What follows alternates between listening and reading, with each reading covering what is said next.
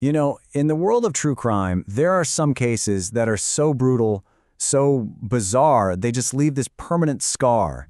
And today, we're going to dive into one of those cases, the Keddie Cabin Murders. It's a crime that's haunted a tiny mountain community for over 40 years. And that quote right there, it really gets to the heart of this whole tragedy. See, Keddie wasn't some big, crime-ridden city. It was a peaceful resort, a place you'd go to escape it all. This is the story of how that sanctuary was just completely shattered by one single night of unimaginable violence. The setting for this story is almost cruelly ironic when you think about it. We're in Keddie, a remote resort town, deep in the Sierra Nevada mountains. You know, it was the kind of place people went to find peace, which is such a stark contrast to the infamous tragedy that was about to unfold there. And this is where it all zeroes in. April 11th, 1981. Inside one single vacation rental, Cabin 28. This specific time and this specific place would soon be etched into the memory of true crime fans everywhere. It was on that night that the whole idyllic picture of Keddie was just shattered forever. To really get what happened, we need to first understand who the victims were and the sheer, raw brutality of the attack they suffered. Three lives were taken inside Cabin 28 that night. It's such a stark, cold number, but behind it is a completely devastating family tragedy.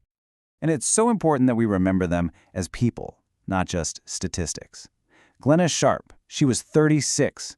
Her son John was just 15, and her daughter Tina was only 12. A mother and her children.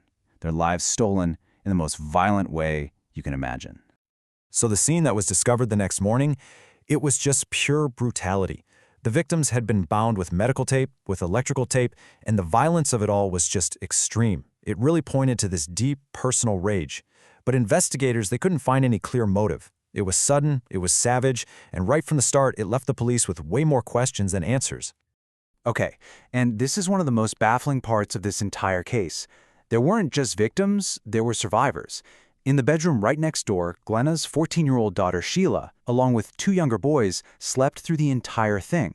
They were completely unharmed. How? How could they have not heard anything? That's a question that has puzzled investigators for decades. You'd think that a crime this horrific would demand a flawless investigation. But, well, that's just not what the Sharp family got. From the very moment police arrived on the scene, this case was plagued by critical errors, mistakes that may have completely destroyed any chance of ever finding justice. I mean, the first 48 hours were just a cascade of failures. The crime scene was treated with shocking carelessness. I'm talking dozens of people were allowed to just walk through the cabin, contaminating everything. One of the potential murder weapons, a bloody knife, was actually handled by an officer and wiped clean before it was properly analyzed. It was just chaos, and critical leads simply vanished. So, why did this thing go cold so fast? Well, with the crime scene so contaminated, there was hardly any reliable physical evidence left. Witness reports were so frustratingly vague. Someone saw a green van in the area, maybe a suspicious-looking guy in a hat, but nothing concrete. With no clear motive and no prime suspects, the trail went cold almost immediately. And in that vacuum, the one left by a failed investigation, speculation and theories just started to grow. For decades now, people have been trying to make some kind of sense of the senseless violence that happened in Cabin 28. The big question has always been the motive. Why? Was it a robbery that went wrong? Probably not, since valuables were left behind. Was it maybe a drug deal gone bad? Some locals thought so. Or was it deeply personal? That's a theory that really gained traction when it came out that Glenna had recently been counseling a friend who was in an abusive relationship. The thing is, every path just leads to more questions. And that's the frustrating bottom line, isn't it?